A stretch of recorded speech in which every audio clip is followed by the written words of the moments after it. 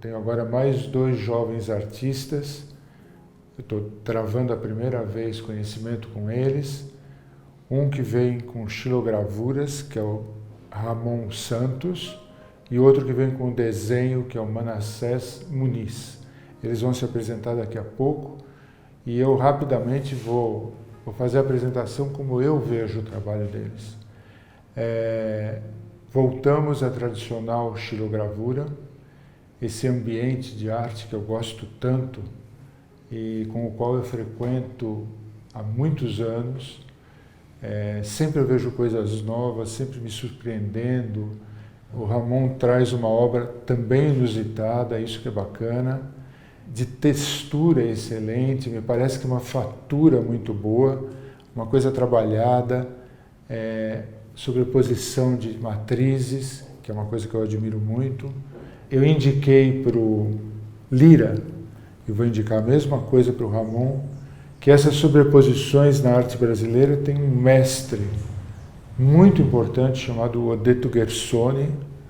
Vocês precisam procurar ver o que ele fez durante 60 anos de profissão, mas vocês dominam muito bem essa possibilidade da sobreposição que eu acho fascinante.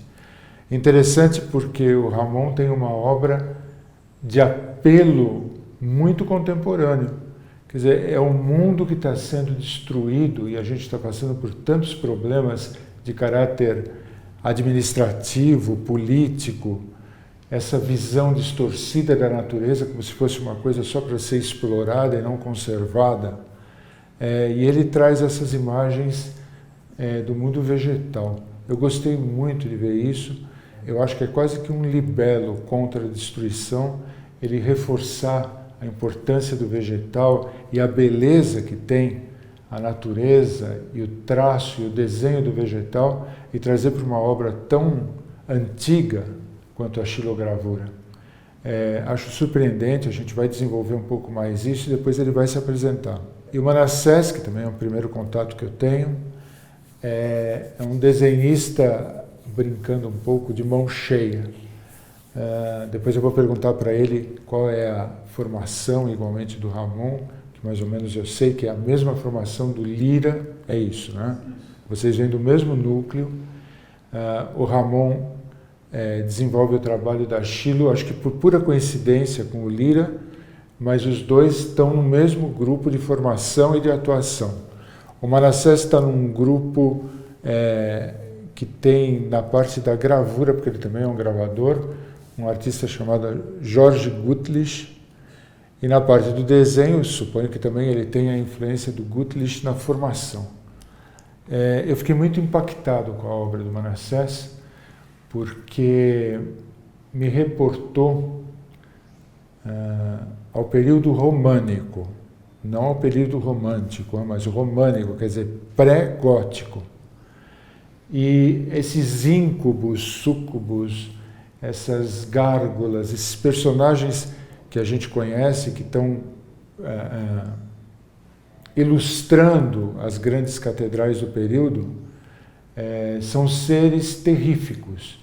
E a função disso nas catedrais não era como se diz quando não se conhece, que era uma coisa demoníaca, mas era o contrário da ideia. Quer dizer, o demônio só poderia ser expulso e afastado por um ser mais terrífico do que ele próprio. Então, isso para mim é uma gárgula. Íncubos e súcubos são seres terríveis. Eu acho que ele faz uma obra românica, muito séria. Eu queria saber uma coisa, eu vou começar a entrar um pouco na vida dos dois, não tem importância. Depois você fala seu nome e sua formação. Mas por que essa obra terrífica? Por que você foi colher nessas referências culturais uma coisa tão ancestral quanto a natureza dele e o terrífico seu? O que te levou a esse mundo? Interessante a pergunta, Vidal, porque você fez uma ponte muito boa, né? Voltando lá nesse período românico, assim, né? Onde a igreja tinha esse poder, né? Se auto-intitulava, né? Detentora desse poder de a gente que expulsa os demônios. Aqui, se existe um lugar onde um demônio possa morar e não cometer mal contra você, é aqui dentro, né? Dessa catedral e tal. Então, minha origem, assim, eu sou filho de pastor, sabe? Sou filho de pastores, assim, né? Então, cresci dentro da igreja. E a Bíblia, vamos dizer assim, né? O imaginário cristão, o imaginário pautado na mitologia cristã, foi muito presente durante toda a minha infância, assim, durante toda a infância.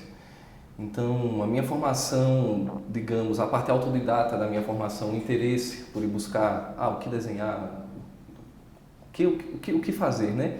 Ele vem muito desse período, sabe, assim, de uma ligação com a igreja, mas no sentido de expurgar o resíduo que a igreja, né, que a igreja deixou assim dentro de mim, né? E foi um trabalho que eu comecei a fazer pouco tempo depois de ter entrado na universidade, mas que já vinha acompanhando, assim, entre um desenho e outro, esses seres apareciam, ora eram minotauros, ora eram gárgulas, ora eram serpentes, né? A serpente é uma coisa que também está muito presente no meu trabalho, assim. E aí isso tudo, em algum momento isso tudo se une à cultura popular também do meu estado, sabe? De onde eu venho, né? Que eu não sei se vocês conhecem essa expressão, mas tem uma expressão muito comum no Nordeste que é correr bicho. Não conheço. Correr bicho é quando, sei lá, quando uma pessoa é amaldiçoada, um filho bate numa mãe, sim, alguma coisa assim, aí a mãe fala, olha, você vai correr bicho. Quando der uma certa hora da noite, você vai se transformar na pior coisa que você poderia se transformar, né? Interessante. Isso é uma coisa muito, muito comum, assim, né? Tem várias regiões do Nordeste essa expressão, assim, do correr bicho, né? E o bicho é algo que é muito, assim, que é comum no imaginário, assim, do povo, do nordestino, assim, de modo geral, né? A gente tem uma cultura que ela pega isso que é terrífico, que é de alguma coisa aterrorizador, que é horrível, né, de alguma forma, e consegue conviver com isso, né? Talvez pelo modo de vida mais difícil do nordestino, né, de encarar as dificuldades de uma forma mais dura mesmo, assim, né? Talvez tenha isso. Então aí a gente vai ter as carrancas, sim. As carrancas, né, que são aquelas esculturas que vão na frente dos barcos para, né, expelir o mal-olhado, expelir o algouro e fazer com que o pescador vá e volte, né? Então, sim, assim, tem uma escultura de um ser terrífico que protege aquela embarcação. Que é exatamente aquilo que eu estava falando, exatamente, de que tem que ser mais feio do que o mal. Isso, exatamente, tem que ser mais feio do que o mal. E aí vem o gosto pelo desenho, né? Que incrementa essa figura aí, porque ela não fica apenas na ilustração, no desejo de dizer, olha, quero fazer, vou sentar aqui para desenhar uma coisa assim, assado. Esses desenhos, eles surgem do processo mesmo, de sentar para desenhar, sabe? Então, eu faço uma seleção quando todos estão, vamos dizer, quando eu paro de trabalhar em todos os desenhos, eu disse, olha, esses aqui, eles vão entrar nessa série que eu estou chamando de Quimeras e Deidades. Então, e eu falei quimeras, né? Isso, quimeras. São quimeras e as deidades porque, de uma certa forma, eu consigo ver uma coisa um pouco divina nelas, sabe? Então, assim, e é isso, assim, você pegou a linha você pegou a linha da meada mesmo, é exatamente essa a pegada do trabalho, fazer uma coisa mais terrível, né, que isso, assim. E muitas vezes dá uma imagem terrível, realmente, né, porque, voltando um pouco sobre a Bíblia, assim, né, são várias as imagens que são descritas na Bíblia, mas poucas delas dão a dimensão do quão terrível seria aquelas coisas se a gente tivesse presencialmente olhando, né? Tipo assim, a própria presença de Deus quando é descrita na Bíblia é algo assim que, né, ninguém conseguiria. Bom, se você olhasse, você seria simplesmente fulminado, né? Então, assim, tá muito perto disso para mim. Quando eu estou fazendo, eu estou pensando de alguma forma é algo um pouco religioso, porque eu volto nessa minha infância, né? Volto nesse momento onde essas coisas foram ficando no meu imaginário, sabe, assim, né? De um lado, através dessa mitologia cristã, por outro lado, da cultura popular, do folclore, né? Que é algo, assim, pelo qual sou extremamente apaixonado, assim, sabe? Nossas histórias, a nossa fauna fantástica, ela para mim, é a mais bonita, sabe, assim, todas as mitologias que eu já acompanhei, assim, né? Mas é bem isso mesmo. A gente vai voltar no assunto ainda, porque eu tenho que perguntar coisas que me dão curiosidade. No caso do Ramon, o que te aproximou da natureza? Você tem uma visão muito atual do que está acontecendo e faz essas estilos depois de todos esses incidentes anti-natureza, ou você sempre trabalhou com a natureza como produto primeiro? Então, nem sempre eu trabalhei com a natureza. E eu sempre gostei de admirar a natureza, sabe? Então, com a minha admiração em cima da natureza, em cima do natural, eu tento passar também a minha visão também, o meu jeito de fazer, sabe? Essa série mesmo das plantas foi baseada, tipo, eu gosto muito de admirar as coisas na rua, tipo, árvore, eu vejo os pássaros e tal, e eu observo bem mais o natural, sabe? Não, tipo, ficar observando carro, pessoas passando, nem nada. Então eu me ligo bem mais nisso. E, tipo, andando na rua, vou vendo a sombra das coisas, pô, nossa, tô vendo, tipo, a sombra de uma árvore. Caramba, essa sombra ficou bonita, tipo, vou tentar representá-la de algum jeito através da minha visão na gravura, sabe? Fala um pouco como é que funciona com você esse apoio que a ONG dá. A ONG, para mim, ainda é um mistério, eu não tenho contato com ONGs nem nada. Eu queria saber onde ela entra para te apoiar. Então, a ONG foi algo muito importante assim, na minha vida para mim entrar no mundo da arte. Porque eu falo isso e se não fosse a ONG eu não estaria, tipo, fazendo gravura hoje, nem nada. E desde muito pequeno, antes de entrar na ONG, eu já gostava muito de desenhar, eu desenhava bastante. Você também começa com muita pouca idade, não é? Sim, também, tipo, eu lembro que eu acho que eu tinha 7 anos, 6, e eu fui entrar na ONG quando eu já tinha, tipo, entre os 8 e os 9 anos de idade. Então, bem antes eu já gostava muito de desenhar e quando você é criança, querendo ou não, você assiste TV e vê muitos personagens de desenho, animação e tal, e você tenta reproduzir também, fazer esses desenhos. Então eu já vim de um lugar que eu desenhava bastante personagens de desenhos de TV. E quando eu entro na ONG, eu começo a aprender outras técnicas para criar arte, sabe? Argila, xilogravura, música e etc. E na ONG eu comecei a aprender vários tipos de arte. E quando eu era criança, tipo, criança tem uma energia, tem bastante energia, sabe? E eu fiquei mais interessado na gravura por causa disso também, porque, tipo, eu era criança, não tinha muita força, e quando você tá... A gravura é força também, né? E ainda mais quando é o compensado, né, tipo linóleo nem nada, você tem que exercer bem mais força, né, pra acabar. E pra mim acabava funcionando como uma terapia também, tipo, eu já gostava de desenhava e na hora de cavar, você é louco, ali pra mim... O tempo tipo, passava rápido, mas pra mim passava devagar. Tipo, perdi a noção do tempo. Tá assim ainda? Hoje em dia ainda, tá assim? Claro. Hoje se eu começar a cavar aqui, eu fico o dia inteiro no almoço, não bebo água, tipo... É isso, o negócio é louco.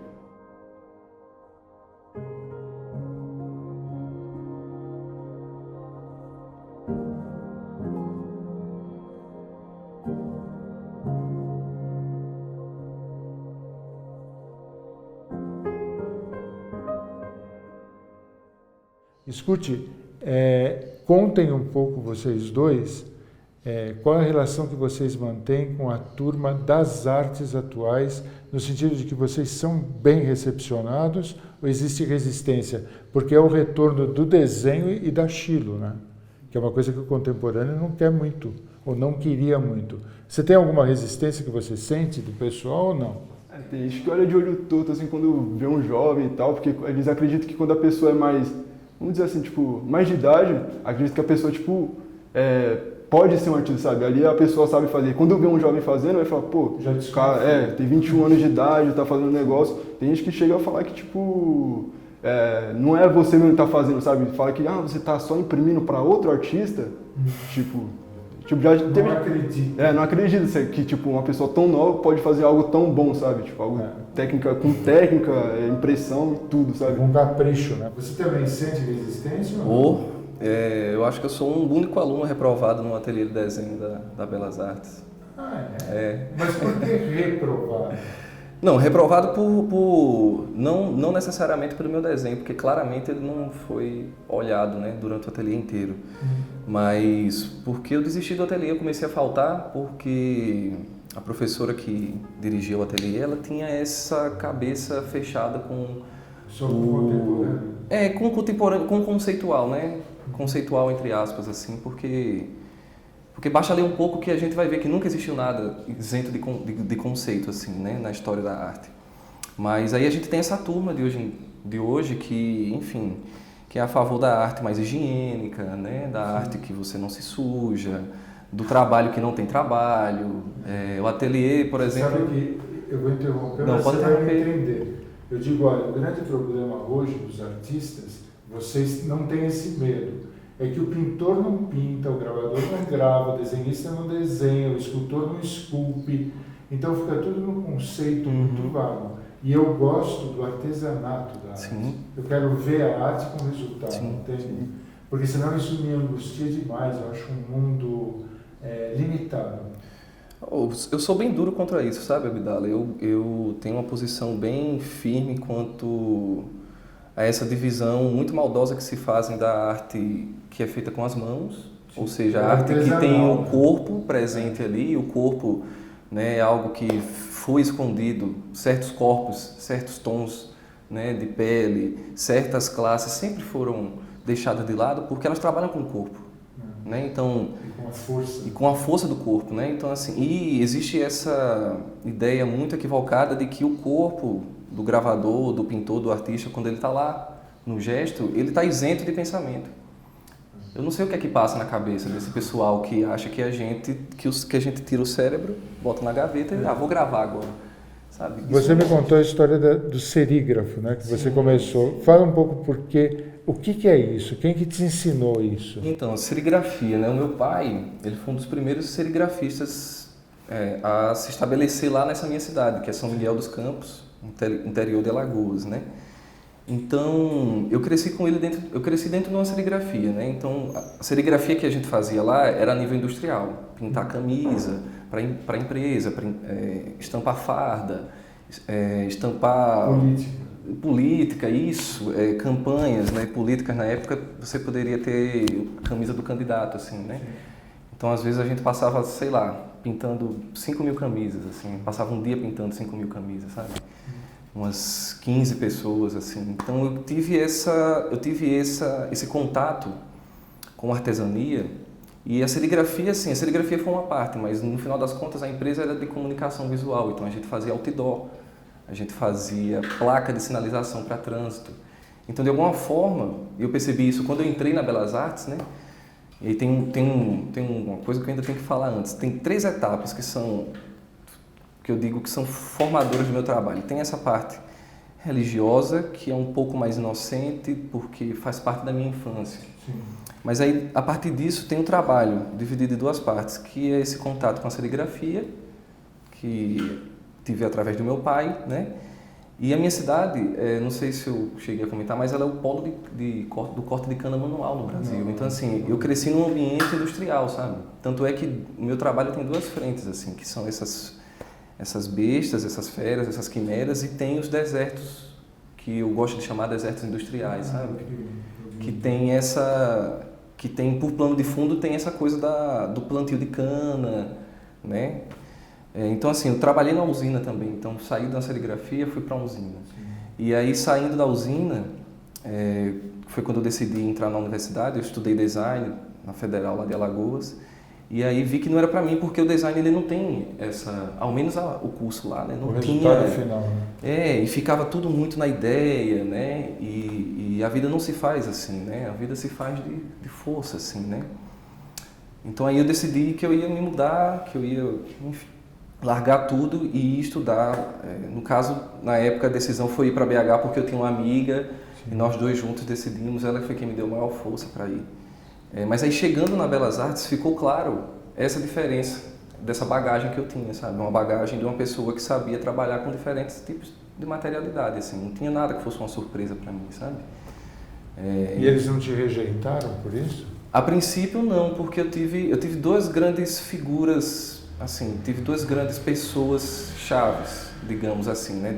Tiveram muitas outras, eu não posso ser injusto assim, mas tem essas 2 pessoas, elas são chaves, que é a Maria do Céu, que veio comigo até aqui, quando eu cheguei, que foi minha amiga, minha professora, fui monitor dela, e ela, eu posso dizer que vem dela esse estímulo do desenho como uma força, sabe?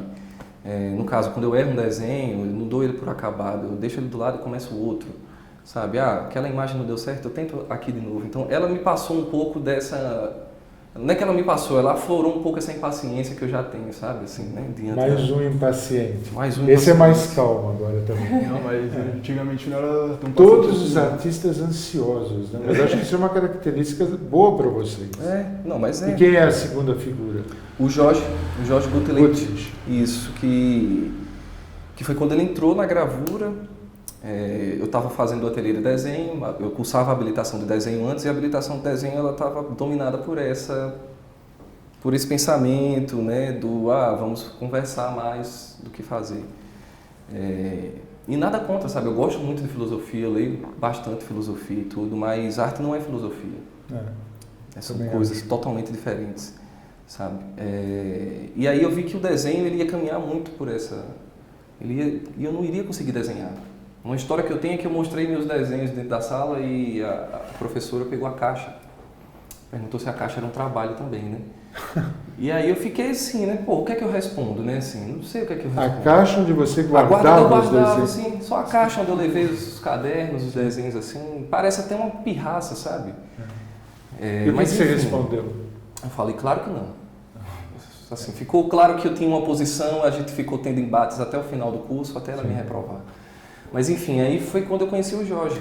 O Jorge foi quem, de uma vez por todas, me colocou ali diante da gravura, sabe? E na gravura eu encontrei tudo que eu tive contato durante a minha vida inteira, assim, né? Trabalhando com a serigrafia e depois eu fiz um curso de mecânico no Senai e trabalhei um tempo na usina, né, como jovem aprendiz. Então, assim, a gravura, ela de alguma forma uniu isso tudo, sabe? Ela tinha esse aspecto industrial, a gravura em metal, né? Ela tinha essa coisa que me lembrava um pouco a indústria, por ser cobre, por ser um metal, pelas ferramentas eu poder fabricar num torno, sabe? Limando. Então, assim, de cara eu disse, é isso que eu quero fazer. Eu estava falando com o Manassés a respeito da origem dele. Ele é do estado de Alagoas, a cidade dele é uma região de cana, de extração de cana, de usinas de cana e dessa tragédia que existe dos boias frias, que eu não sei hoje se é tão comum, mas que antigamente era uma coisa comum. E aí ele me falou da figura terrífica que está aqui embaixo. Ela não é só relacionada às figuras medievais, como eu tinha falado e ele tinha confirmado, mas ele é uma figura humana de um mal que acomete o boia fria. É chamado de abirola.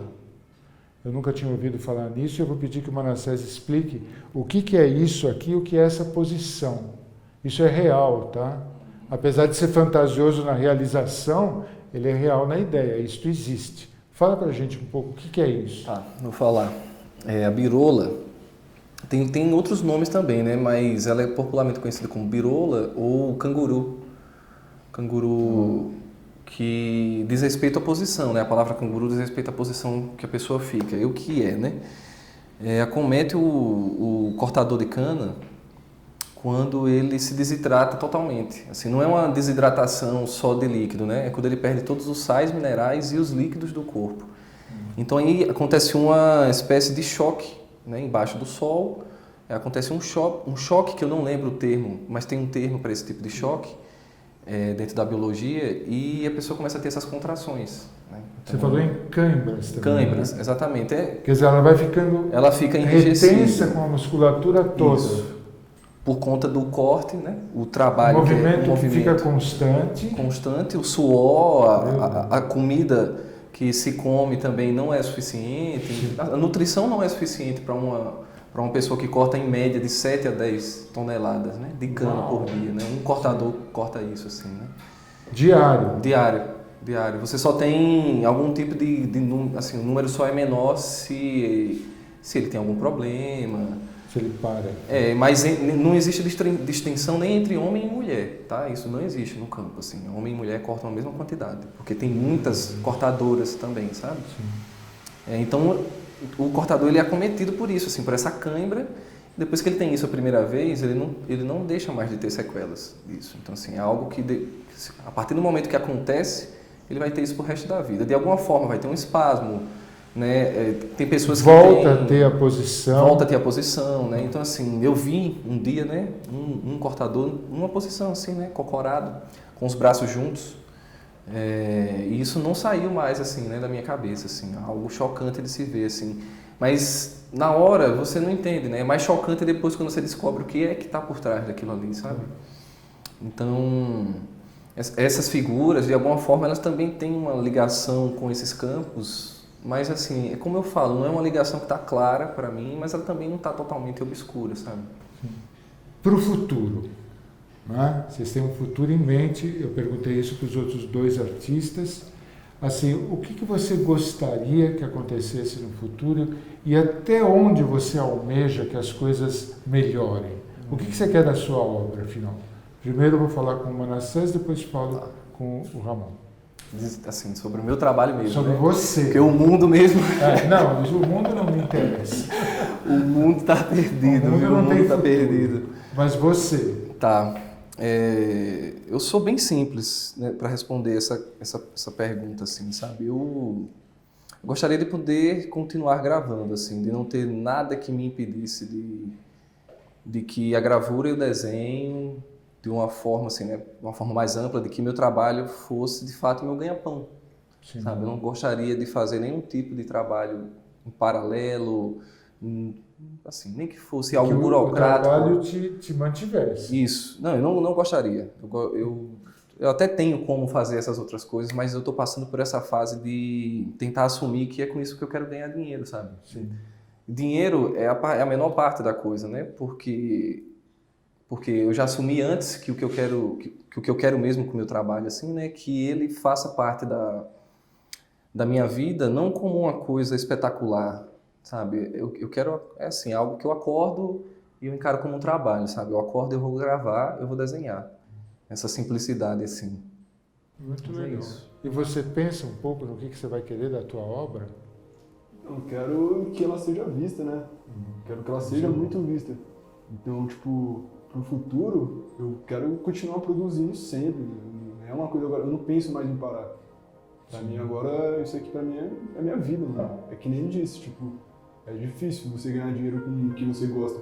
Mas eu lembro de outras fases, é difícil você viver do que você gosta, mas tipo, no final vale a pena, compensa. Mas pra isso também você tem que ralar muito, tem que produzir trampo, tem que ter uma visão poética também, né? Você tem que tentar passar uma visão poética no seu trabalho para que as outras pessoas olhem, sei lá, tipo, que não seja algo tipo só um risco, sabe? Eu tento fazer isso, tipo, eu acho que eu tô conseguindo.